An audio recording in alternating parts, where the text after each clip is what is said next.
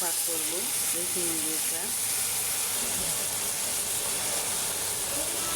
মরিচের গুঁড়া 4 চামচ, আদা চামচ, পরিমাণ মতো লবণ,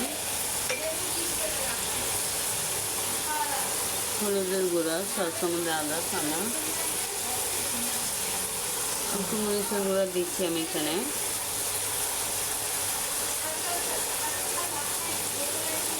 এখানে জিরা বাটা 1 চামচ, 4 চামচ দিয়ে, রসুন বাটা 4 চামচ দিয়ে 1 চামচ, রসুন বাটা সামান্য আরও একটু দিতে হবে, দিয়ে দিয়েছি। আদা বাটা পরিমাণ মতো,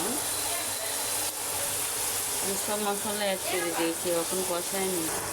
এই যে মাংসটা আমার কষানো হয়ে গেছে, আমি কষায় নিয়েছি। একটু মশলা মুরগিতে আমি কমিয়ে দিয়েছি, পাতলা ঝোল করবো, ওখানে পানি আমি অ্যাড করে দিব।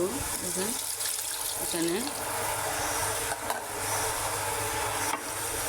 পানি অ্যাড করে দিলাম। আমি 10 মিনিটের জন্য ঢাকনাটা ডেকে দিব। দেখেন মাশাআল্লাহ আমার মুরগির ঝোলটা কত সুন্দর হয়েছে। আমার মুরগির তরকারিটাও হয়ে গেছে আলহামদুলিল্লাহ। আমি মুরগির পাতলা ঝোল করেছি এখানে। আমি সবসময় চেষ্টা করি মুরগির পাতলা ঝোল করার জন্য।